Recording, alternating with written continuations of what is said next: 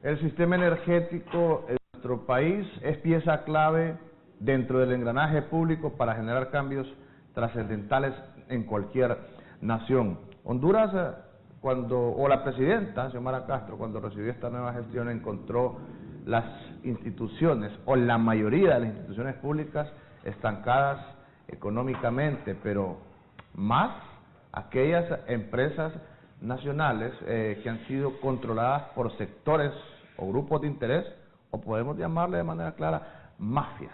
Y en este caso, la Empresa Nacional de Energía Eléctrica también ha sido controlada por estos grupos que pretenden seguir manipulando los intereses de esta empresa. Por eso, esta mañana vamos a hablar con el gerente de la Empresa Nacional de Energía Eléctrica, Eric Tejada, para que nos cuente cómo encontró la institución, cuáles son los retos y a un año de gestión, cuáles son esos cambios que se han dado.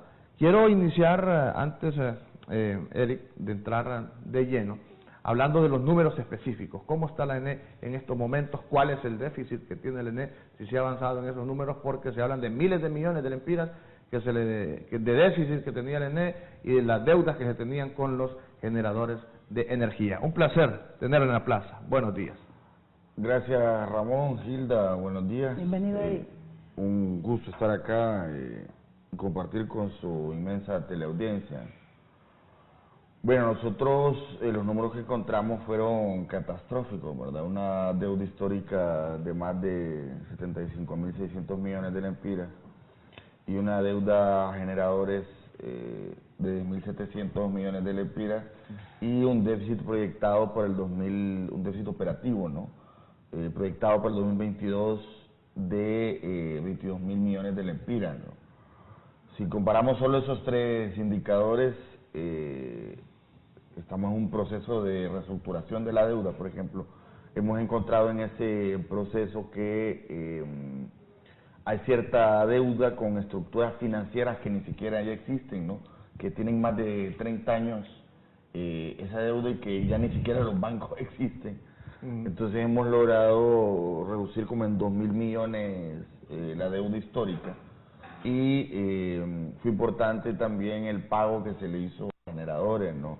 De toda la deuda flotante, o sea, la deuda 45 días que se le debía a generadores, que era de 1.700 millones, nosotros empezamos a pagar fluidamente el 2022, ¿no? O sea, las facturas que se acumularon, recuerde usted que la ENE tiene un déficit de caja, ¿no? Por los altos costos de los contratos y los costos de generación, ¿no? El 87% del flujo de caja se va en pagar contratos de generación.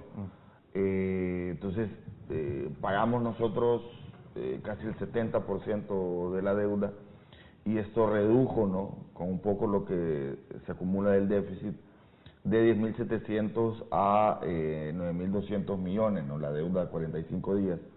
Y el déficit proyectado, que era a 22.000 millones, lo logramos reducir y frenar a 18.000 millones, ¿no? Todavía grueso, ¿no? Pero por lo menos, digamos que era como un furgón que va en una pendiente y logramos detener toda esa inercia que era el debacle de la empresa, ¿no? Sí, por lo menos agarraron el timón de ese furgón. Ahora, es difícil poder negociar, Eric, con los generadores cuando la deuda es tan alta, pero fue una de las promesas que hizo la presidenta de la República. Renegociar todos aquellos contratos leoninos que afectan los intereses económicos del Estado y, por supuesto, dentro de esos contratos, que muchas veces se manipula la clase política dentro del Congreso Nacional, por eso usted escucha que, por levantar la mano, un diputado ya tiene 5 millones, 8 millones, 10 millones de lempiras en coima. Ahí entra también el tema de la generación de energía, porque se aprueban contratos de cientos de millones de lempiras y eso tiene afectado al Estado en estos momentos. ¿Se está cumpliendo ese mandato que estableció la presidenta de renegociar estos contratos, de hablar con los grupos poderosos que manejan el tema de la generación de energía en nuestro país? Sí, nosotros, recuerde usted que nosotros enviamos a Consejo de Ministros y a Congreso Nacional la Ley Especial de Energía, ¿no? Que declara la energía como un derecho humano, naturaleza económica y social, y conocida popularmente como la reforma energética, ¿no? Esa ley en los artículos 4 y 5 plantea la renegociación de los contratos, ¿no? Entonces nosotros iniciamos en mayo, junio del año pasado ese proceso de renegociación, ¿no? Hay actualmente 75 contratos, lo que conocemos en el subsector como PPA, que están en operación comercial, ¿no? De esos 75, nosotros agarramos un espectro de 32 contratos que son los más lesivos, ¿no? Los que tienen precio más elevado, y nos centramos en la renegociación de esos contratos. En noviembre, a finales de noviembre del año pasado, logramos firmar 18 memorándum de entendimiento de esos 32 contratos, ¿no? Posteriormente hemos pasado a una fase de adenda, y la adenda tendrá que ser enviada. Es una fase un poco larga, ¿no? y quisquillosa, engorrosa, porque es la letra fina que los abogados van viendo pues, minuciosamente de los contratos, ¿no? Entonces, estamos por culminar el proceso, y en abril seguimos en la mesa con el resto de 14 contratos también. En abril se van a enviar al Congreso el paquete de los contratos que hayan sido renegociados.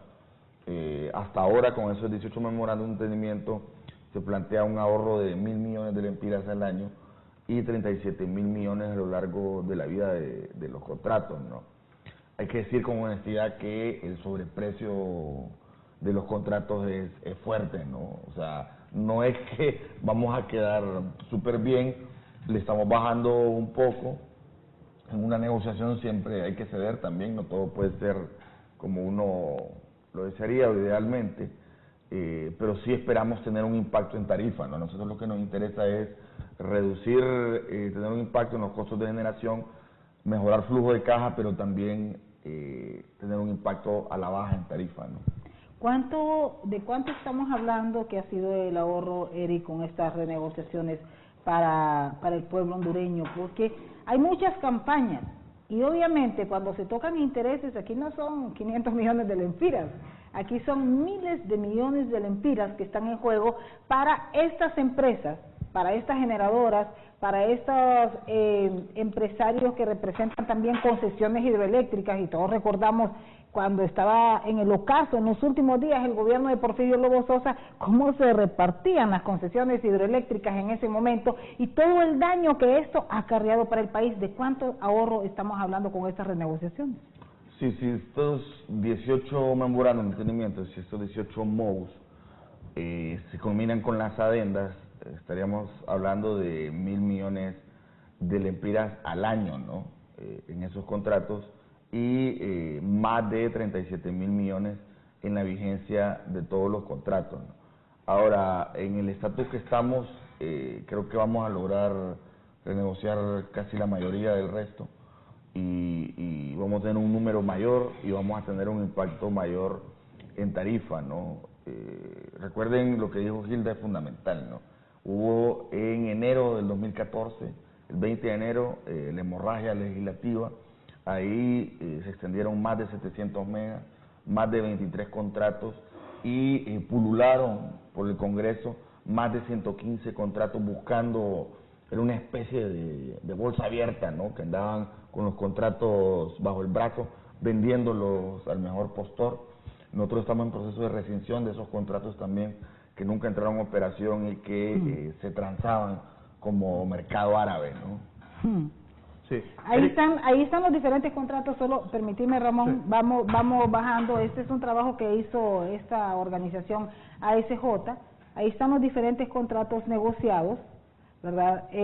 Con sus respectivas fechas. Contrato con Lines, participó en una licitación pública internacional ofertando para 3 diferentes proyectos de energía térmica. La EIS inicialmente hizo su oferta estableciendo que generaría la energía con combustible diésel, lo cual cumplía con los pliegos de condiciones. Sin embargo, se encontró que cuando se firmaron los 3 contratos entre la EIS y la ENE, acordaron que se pudiera generar en búnker, pero manteniéndose el precio de diésel. Eso fue contrario a las condiciones iniciales de la propia licitación, a la oferta inicial de Leyes, los precios de mercado, los principios de transparencia, principios de eficiencia, debido al proceso, igualdad de condiciones y otros que debe darse en toda licitación, incluyendo la no aprobación en el Congreso Nacional de la República. Ese es uno. Y eso es verdad, ¿verdad? Ese es uno. Y eso es verdad. O sea, se había planteado en el contrato diésel y estaban generando con búnker, ¿no? Porque evidentemente es más barato, pero el búnker genera mayor contaminación, ¿no? Tiene más denso y son más gases de efecto invernadero. Ahí quédese, Wilmer, ahí, bájale un poquito, donde dice el impacto, ahí donde está el impacto. O sea, aquí sobra tema para abordar en esto. No, para arriba, Wilmer, por favor. El impacto que generó el cambio del tipo de combustible implicó, en términos generales, un perjuicio en contra del Estado de aproximadamente 868 millones de lempiras, equivalente a 35 millones de dólares. Aunado quedaron evidenciadas las condiciones privilegiadas a favor de una empresa en contra de la ley, autorizando el plazo de dichos contratos por menos años que los indicados en la Ley General de Industria Eléctrica. Este es solo un caso, al azar. Al azar. Sí. Y ahí abajo está el de NERSA, no sé qué dice el de Vamos NERSA. a ver el de NERSA. Ese es un problema, pero complicado, grueso. Ahí está, contrato ENERSA. Esta contratación mostró irregularidades desde la creación de las bases de licitación hasta la entrada en vigor del contrato, en un proceso de licitación que comenzó tarde, 8 meses antes de que se venciera el contrato, el 13 de septiembre de 2017 al 2 de mayo de 2018, y que se desarrolló muy rápido. Vamos subiendo, compañero, por favor. ¿Estos contratos se derogan, Eric? Bueno, yo sé que es un tema que también se dirime en el Congreso Nacional, pero ante este incumplimiento y ante tantas fallas, ¿o también se renegocia con ellos? Sí, la idea es el proceso porque hay plantas que son base en términos de inyección de potencia firme, ¿no?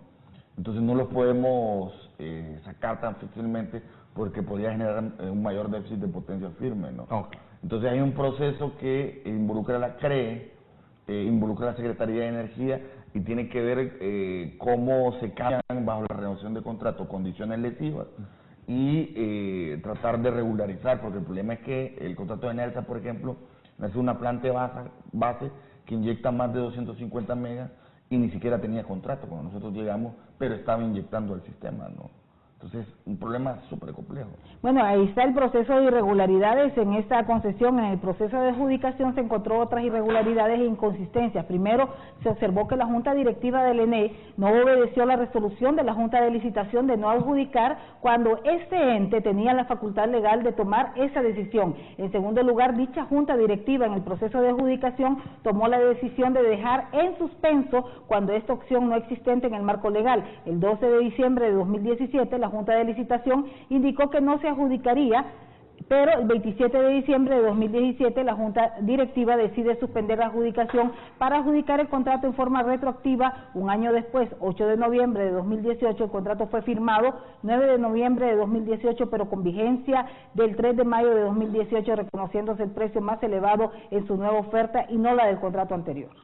Sí, exacto. De hecho, hay, no sé si lo menciona así en forma, pero nosotros encontramos dos resoluciones de junta directiva, una que adjudicaba y otra que no. Entonces, esos son el tipo de cosas que sucedían en el ENE, ¿no? Era una cosa realmente surrealista, ¿no? Y problemas de muchos millones de lempiras y problemas muy complejos, ¿no? Cuando nosotros llegamos, prácticamente los primeros 3-4 meses fue de apagar fuegos con este tipo de problemas que pueden generar inclusive demandas lesivas contra el Estado, ¿no? Definitivamente. Bueno, ahí está la otra empresa con Hydropower. Ahí está, bueno, aquí una serie de irregularidades que evidencia este informe que realizó la institución ASJ, ¿verdad? En todas hay irregularidades, Eric, cometidas por la Junta Directiva, y estos señores andan bien tranquilos en las calles. Estos señores andan bien tranquilos. ¿Cuánto de pérdida ha representado todos estos contratos y estos beneficios leoninos? Porque es una situación de falta a los procesos de contratación, falta a los procesos de adjudicación, se violentaron las leyes y aquí nadie dijo nada. Correcto, y recordemos también el nefasto incentivo de los 3 centavos, que según nuestras investigaciones cuestión que ya está en el Ministerio Público, la Comisión de Energía arbitrariamente en el decreto 138-2013, que ingresa al Congreso en agosto del 2013, en el artículo 6 mete 3 centavos más para plantas solares, los primeros 300 megas, que representa 12 plantas solares, y eso encarece el precio de 14, 15 centavos, lo lleva a 17 a 18, ¿no? Como dice mi amigo el comisionado, el doctor Wilfredo Flores, tenemos el sol más caro del mundo, ¿no?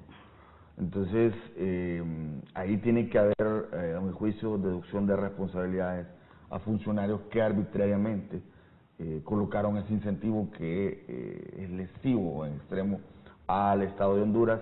Nosotros hemos decidido no reconocer esos 3 centavos en ningún contrato, ¿no? Eric, ¿a qué precio promedio se está comprando la energía en Honduras por kilowatt? Porque aquí se habla de hasta 27 centavos en algunos contratos, pero en otros países de Centroamérica hay precios de 9, 10, 11 centavos. ¿Cómo estamos comprando en estos momentos y cuál es la diferencia de precios en otros países de Centroamérica para que la población entienda los abusos o los excesos que se han cometido en estos contratos que se han dado en gobiernos anteriores? Sí, por ejemplo, ese tema de los 27 centavos tiene que ver en el mercado de oportunidad, ¿no? O sea, hay 75 contratos en operación comercial, ¿no? Pero eso representa el 90% de la demanda. Hay 10% que se van a lo que se le llama el mercado de oportunidad, que es una especie de bolsa de valores de energía, ¿no? Entonces, es en ese mercado de oportunidad donde los precios, por estar sometidos al influjo total de la ley de mercado, llegan a ser más caros, ¿no? Pueden llegar a 27, ha llegado hasta 32, creo, centavos, ¿no? La térmica por kilovatio hora, ¿no? En cuanto a los contratos, lo más alto, si se considera el incentivo de los 3 centavos, era la fotovoltaica, que andaba entre 17 y 18 centavos. La eólica, ¿no? También Honduras paga precios, o estaba pagando precios demasiado elevados, 16 centavos. Y la térmica depende mucho de los precios de los combustibles, de las fluctuaciones de los precios de los combustibles, ¿no? Sin embargo, una medida que también tomamos con la reforma energética, con la ley, fue bajar el costo fijo de 10.72 a 8, ¿no? Entonces, eso ya representa un ahorro en el mercado de oportunidad, y en las renegociaciones de contratos estamos tratando de bajarlos también a eso, ¿no? Entonces, en general, digamos que estas 3 tecnologías, eólica, solar y térmica, han sido las más lesivas en cuanto a precios de contrato, ¿no? Hablemos un poquito del programa de reducción de pérdidas, que ha sido cuestionado por algunos sectores porque a nadie le gusta que le empiecen a decir, miren señores, tienen que pagar esa deuda millonaria que tienen con la Empresa Nacional de Energía Eléctrica. ¿Cómo va este programa hasta este momento, Eric? Sabemos que lleva ya un corto tiempo realmente de implementación del programa, pero que es una estrategia para recuperar ese dinero y reducir las pérdidas con las que venía operando la Empresa Nacional de Energía Eléctrica. Sí, hay que recordar que nosotros, cuando llegamos, las pérdidas crecieron del 2010 al 2022 14 puntos en el área de distribución, ¿no? Solo ese crecimiento actualmente nos representa en estado financiero un impacto de 7.000 millones de lempiras, y esto sumado en 6 años se le pagó a EH más de 18.000 millones de lempiras, cuyo objetivo central del contrato era la reducción de pérdidas, sí, y no se hizo, ¿no? Lejos de eso, de reducir, se incrementó en 8 o 9 puntos, y esa situación es catastrófica. Somos el segundo país del hemisferio después de Haití con las pérdidas técnicas y no técnicas más elevadas, ¿no? Nosotros entendimos desde el principio que el tema de pérdidas es fundamental para el rescate del ENE, ¿no? El programa arrancó el 25 de noviembre en Tegucigalpa y San Pedro Sula. Ya tenemos en el proceso, en la curva de implementación del programa, tenemos 300 cuadrillas en las calles, ya se han instalado más de 30.000 medidores, le damos una mora de 500.000, ¿no? O sea, 500.000 medidores son los que faltan de instalar. Esperamos a diciembre instalar 300.000 para en un año paliar una mora que viene de 7 años de no instalación de medidores, inversiones que debió haber hecho EH. Ya tenemos instalados más de 100 medidores de altos consumidores o telegestionados. Esperamos instalar 900 al final del año y estamos llegando en marzo, abril y mayo al clímax de la implementación del programa, con más de 300 cuadrillas en las calles y con más de hasta ahora 40.000 acciones, ¿no? Evidentemente el programa inició en noviembre, pero tiene su curva de aprendizaje y implementación operativa, ¿no? Pero sí vamos a ver resultados al final del año. Nuestra meta es reducir al menos 4% y eso tendrá un impacto en flujo de caja de al menos 2.100 millones de lempiras. Entonces es fundamental para nosotros tener éxito con el programa y creo que vamos bien encaminados. 300.000 medidores significa que toda esa población estaba sin energía o que estaba agarrando energía sin pago. Sin pago, o sea que no estaba ingresada al sistema. ¿Y cuánto representa esos 300.000 medidores para que ya van a estar instalados para fin de año de ingresos para el Estado? Eso va a representar unos 1.100 millones, solo esos 300.000 medidores que regularicemos, ¿no? ¿En qué zonas está concentrada la mayor parte de estos medidores, Eric? En Tegucigalpa y San Pedro Sula, hay ciertos sectores como Villanueva, Unaco, en Cortés, y aquí algunas colonias también donde masivamente no hay medidores, ¿no? Ahora, ¿cuándo debía haber cumplido Energía Honduras? Porque ese era un compromiso de Energía Honduras. ¿Cuándo debía haber tenido cumplido esta demanda? No debería haber mora. Si se hubiese reducido pérdidas, ellos tuvieron que haber hecho una inversión en medidores y la mora debería ser netamente por el crecimiento vegetativo, que es un 3% de los abonados, o sea, unos 50.000, 60.000 medidores, ¿no?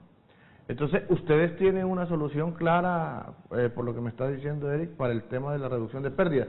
Mire, usted habla de números catastróficos. El objetivo de EH era ese específicamente, reducir las pérdidas técnicas y no técnicas, pero nos dice el gerente del ENE que más bien se aumentó un 8% más. O sea, corríjame si me equivoco, no, estamos hablando de cerca de un 40% de pérdidas ahora que tiene la ENE, y que eso es presupuesto, dinero que se va a un hoyo y que se pierde, que son también miles de millones de lempiras. ¿Cuál va a ser la solución entonces? ¿Por qué EH no la pudo implementar?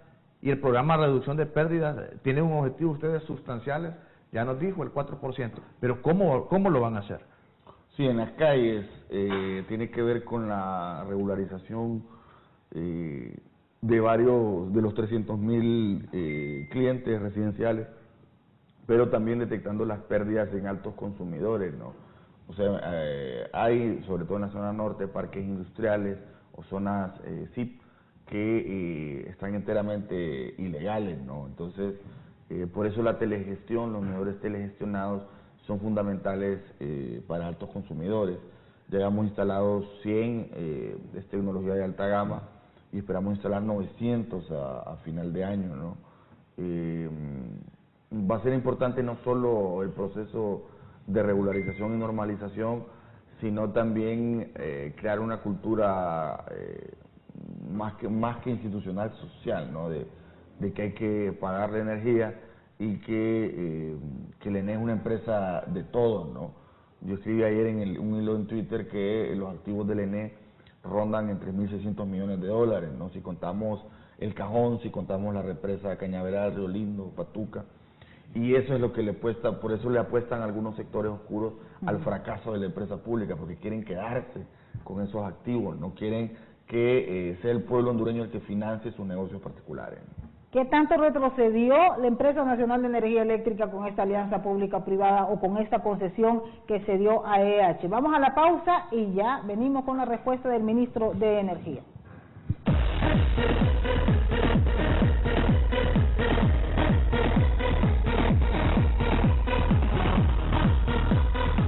Bienvenido a casa, a tu casa transformada en una llena de contenido. Contenido para crear, para disfrutar, para compartir. Porque aquí se vive fútbol y mucho más contenido. Con tu servicio residencial de Tigo, en cada lugar de casa, vives el contenido. Con el mejor internet de 45 megas. Disfrutas lo mejor del fútbol con Tigo Sports. Y para seguir disfrutando sin interrupciones, incluye una super recarga. Todo a $41. Además puedes incluir ViX, Disney y HBO más.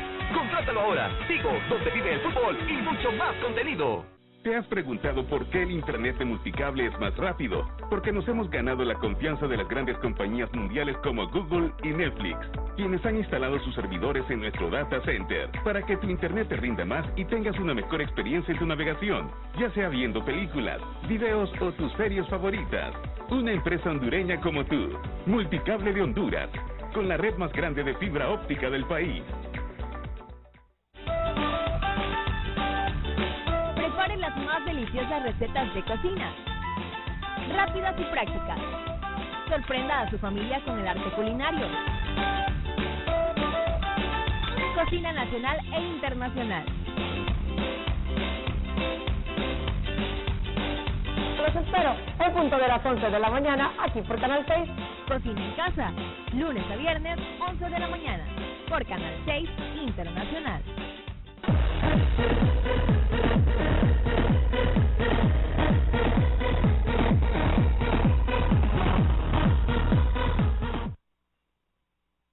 Lo explicaba el ministro de Energía, Eric Tejada, todo lo que ha representado en pérdidas para la Empresa Nacional de Energía Eléctrica este proceso de concesiones y contratos irregulares que se han brindado. Pero ¿qué tanto ha retrocedido el ENE con todas estas alianzas que se han realizado?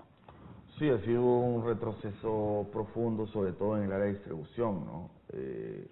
Debido a la tercerización que hubo con el contrato de EH, las funciones operativas de distribución cuando nosotros llegamos estaban prácticamente inexistentes, ¿no? Bastante menguadas, bastante falto de personal técnico y de equipamiento, ¿no? Uno de los procesos que estamos haciendo como parte de la transición es fortalecer de nuevo el área de distribución y contratar más personal, equipar y fortalecer operaciones como corte y reconexión que no estaban siendo realizadas, ¿no? Digamos que en los primeros días, me acuerdo, lo que hicimos fue eliminar un contrato de una empresa que estaba tercerizada, o sea, EH igual la había tercerizado para hacer algunas funciones y que cobraba 23 millones de lempiras mensuales, ¿no? Esos son más de 250 millones al año y lo cortamos porque era un contrato absolutamente lesivo, ¿no?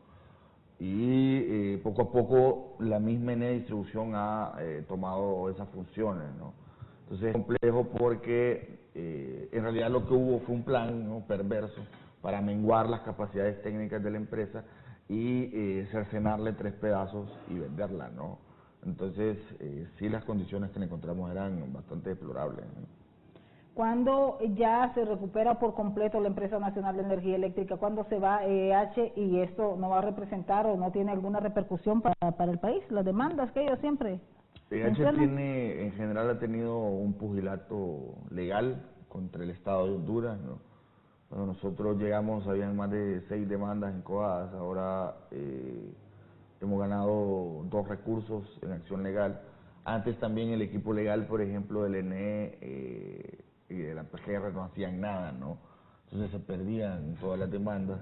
Ahora sí estamos haciendo por lo menos una defensa sólida.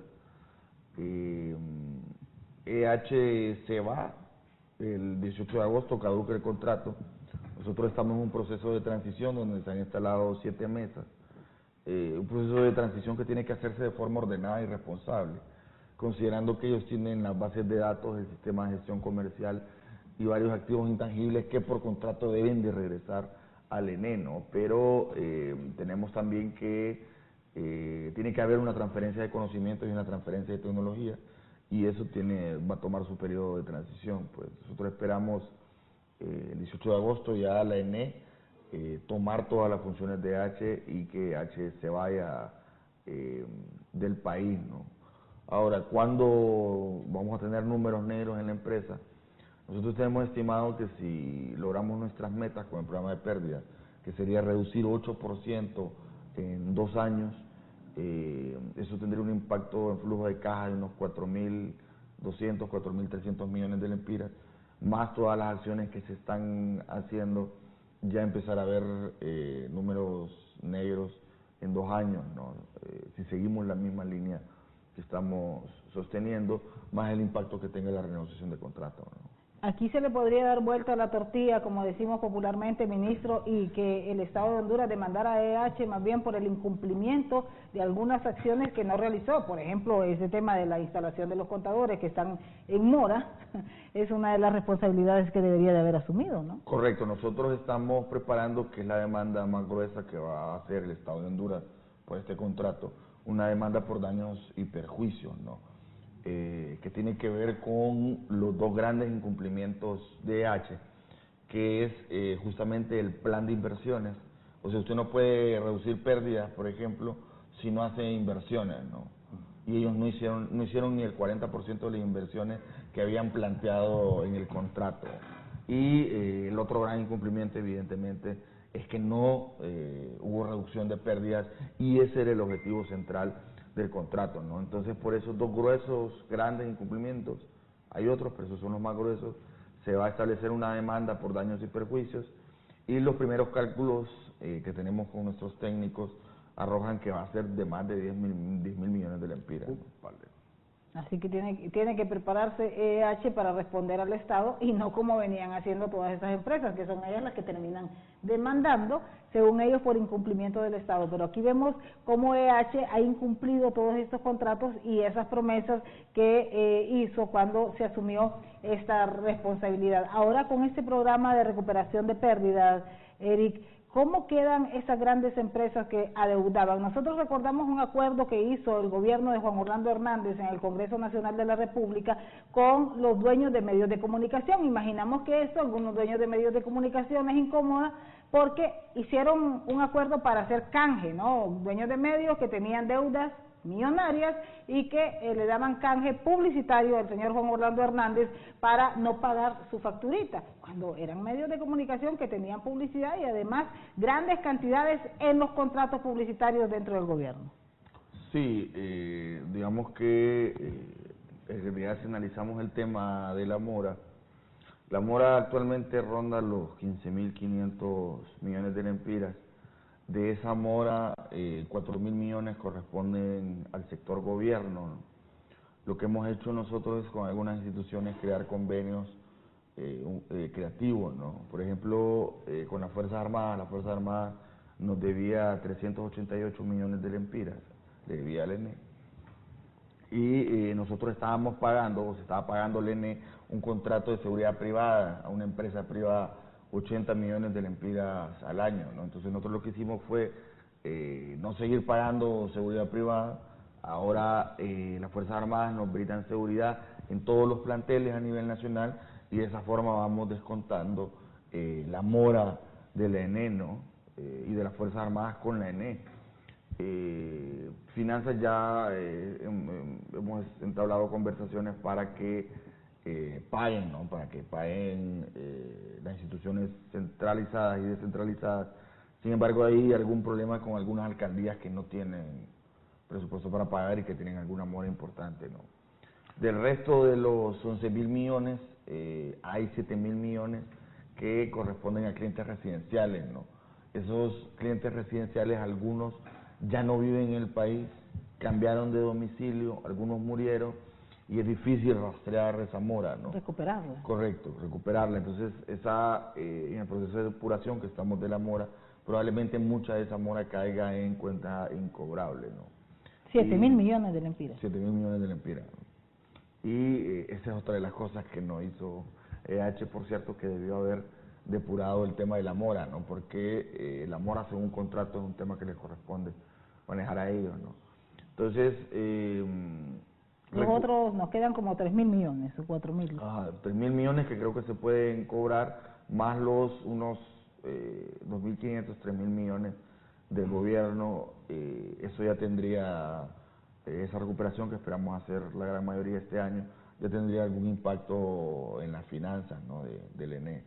¿El sector industrial, el sector privado, o de cuánto es la mora que tiene? No tienen hay clientes altos consumidores que sí deben, pero no son moras millonarias, ¿no? Ese ha sido, hay que reconocer también que probablemente la única cosa que realmente trató EH de hacer bien es medir a los altos consumidores, ¿no? Entonces, la mora de altos consumidores es es muy poca, rondará los 1.200 millones y no hay como un consumidor que sea así una deuda avasalladora, ¿no? En realidad la mora está muy distribuida y el grueso del problema es la cuenta incobrable, que son clientes residenciales que van sumando y van sumando. Bueno, yo creo que en defensa del sector residencial también se cometieron algunos abusos. Hay personas que siempre se quejan y uno lo ve en su casa, que de pronto apaga todas las luces, aunque conozca muy bien cuáles son los aparatos que te generan mayor consumo de energía, pero apaga y al final del mes viene la misma factura, porque de repente la persona que anda midiendo solo promedió. Sí, ese es un tema importante, Hilda. Hay mucha queja que no hay seguridad de la lectura, ¿no? Un caso emblemático es, le mandamos un saludo, por cierto, al padre Melo. Un caso emblemático ha sido el del padre Melo. Estábamos, padre Melo. Que de repente le aumentó el consumo casi el doble, ¿no? En kilowatt-hora mes. Y la pregunta es, eso solo puede suceder a menos que usted su patrón de consumo lo incremente, ¿no? O sea, que compre una refrigeradora, que compre 3 televisores, algo así, ¿no? Que se le duplique. Y hay personas, nosotros estamos haciendo una auditoría de eso, de consumo, para ver los patrones, ¿no? Uno, detectar, por ejemplo, a quién se le ha doblado el consumo en el 2022 y después entrevistar a la persona y preguntarle si su patrón de consumo ha cambiado, ¿no? Hay gente que no le ha cambiado y que de la nada le ha incrementado el consumo y evidentemente eso incrementa la factura, ¿no? Entonces, ¿qué pasa? Nos dicen a nosotros, por ejemplo, en marzo del año pasado bajó la factura al 4.79% y después la congelamos porque venían incrementos hasta el 13%. Pero la gente me dice, nosotros no lo sentimos en el recibo. Y es probable que algunos tengan razón por ese tema de la lectura del consumo, ¿no? O de los promedios, ¿no? Sí. Eric, fíjese que me escriben de Islas de la Bahía. Este programa es muy visto en la ciudad de Roatán específicamente, donde, bueno, en todo el departamento hay un problema energético. En Utila hay una empresa privada que maneja el tema de la energía eléctrica. En Roatán está Roatán Electric Company, RECO, que maneja también el tema de energía eléctrica privada. Pero los costos son excesivos. Si usted aquí paga 1.000 empiras en su casa, allá va a pagar 5.000, 6.000 empiras. Así está el costo de energía eléctrica en este sector del país. Yo sé que usted ha hecho visitas como secretario de Energía a este sector. ¿Qué competencias tiene la Secretaría de Energía para poder dar algún tipo de solución? Yo sé que la CRE, la Comisión Reguladora de Energía, también tiene una participación amplia sobre este tema porque es una empresa privada. Pero ustedes como Secretaría de Energía, ¿qué solución se le puede dar al pueblo para regularizar por lo menos los altos costos? Ahora, si hablamos de un nuevo sistema de energía que pueda ser regulado directamente por el Estado o prestado por el Estado, pues sería mucho mejor. Pero estamos hablando de una isla, no sé qué factores implican técnicos en eso para que se pueda prestar el servicio directamente. Sí, ahí hay dos temas. Nosotros estamos muy solidarios con el tema de la ciudad de la Bahía.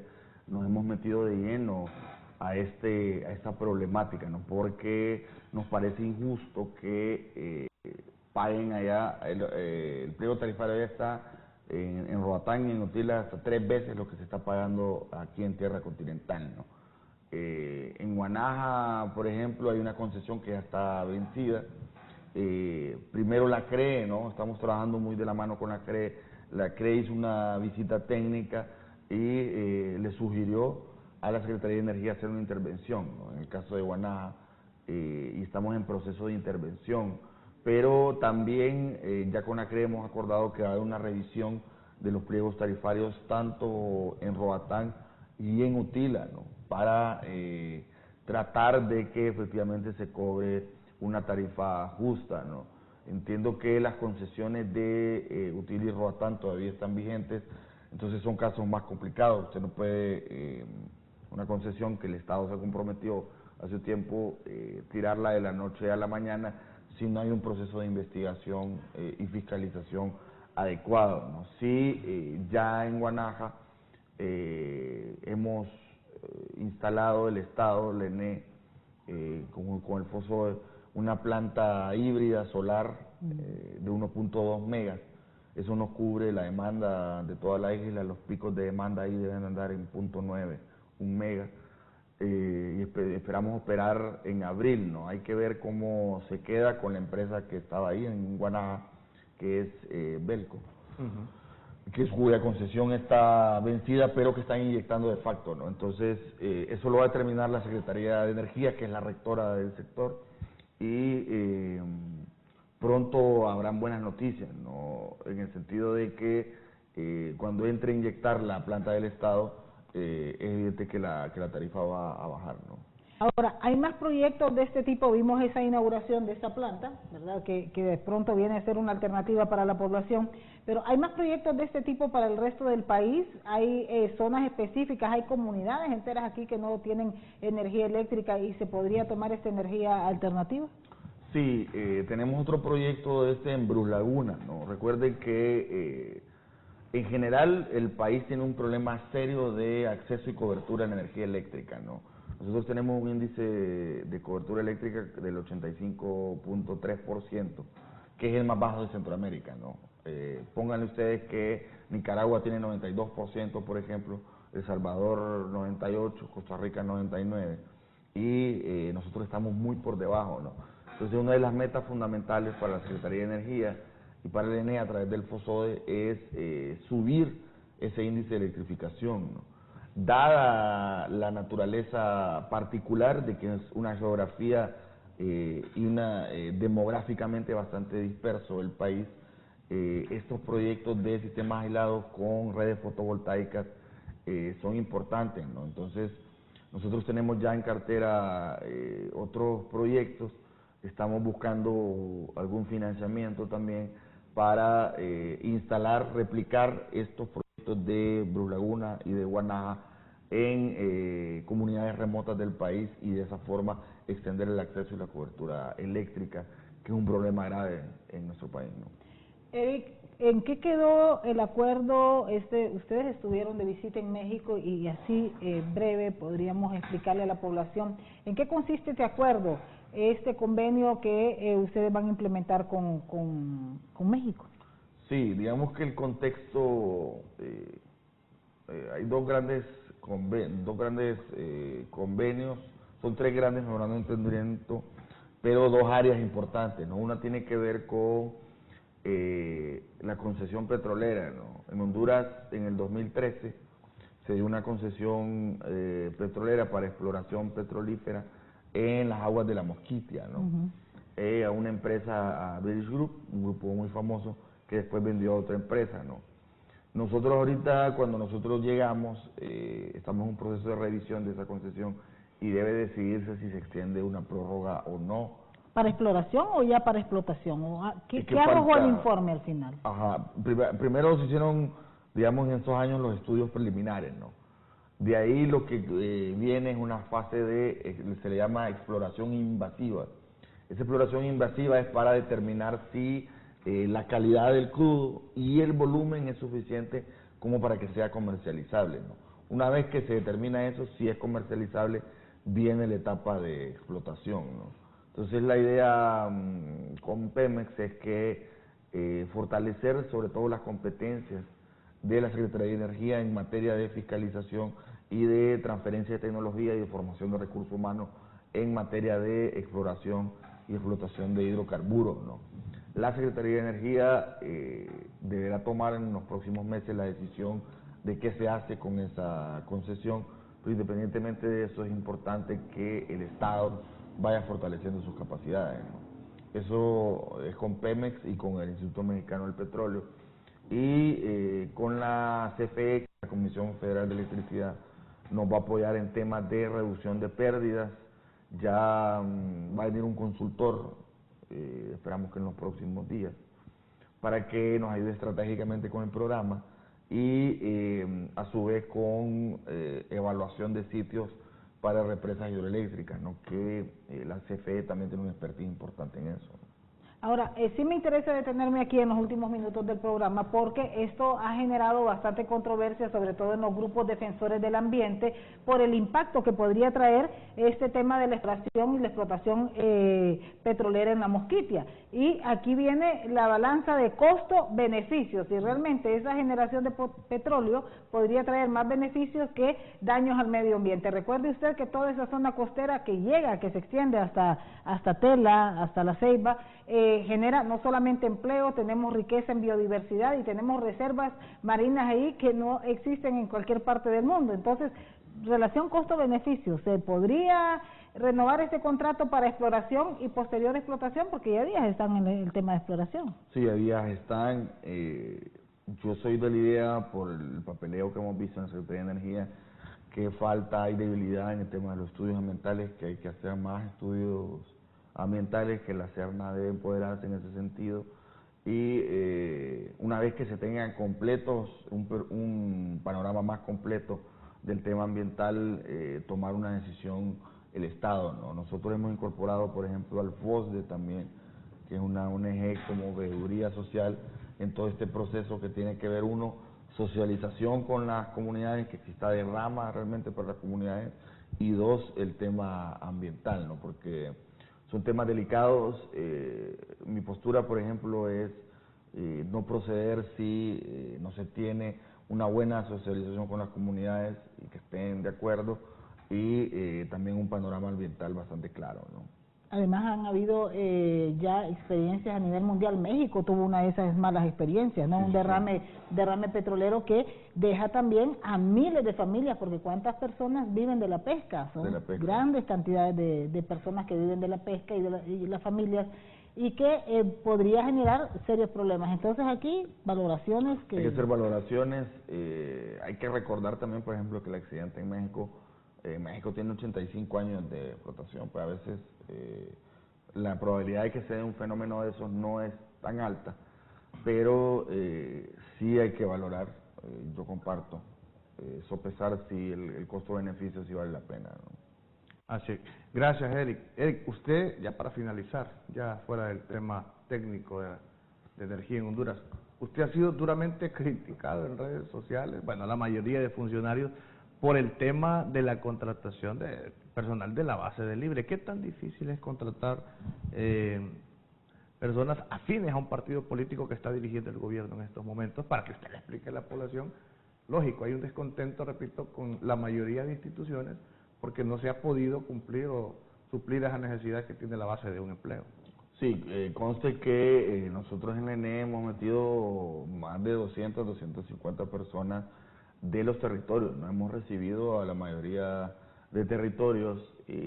También hay campañas que surgen de alguien que le toma una foto a un empleado que viene del gobierno anterior, y después lo pone en una marcha con Orlando y dice, miren, lo acaban de contratar en tal, y es mentira. O lo está protegiendo, dice, sí. Está protegiendo Cachureco.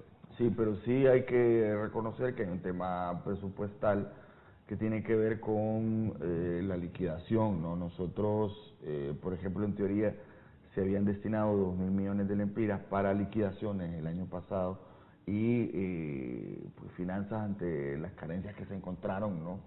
Y también el tema de recaudación, si bien se mejoró la recaudación, todavía no es suficiente para cubrir todas las necesidades del gobierno, no pudimos utilizar ese dinero, ¿no? Sin embargo, yo le diría a nuestra gente que tenga un poco de paciencia, sé que es difícil porque ya ha pasado un año, pero que poco a poco iremos haciendo el saneamiento, y nosotros estamos en contacto directo con los territorios, nosotros estamos metiendo gente en los territorios, ¿no?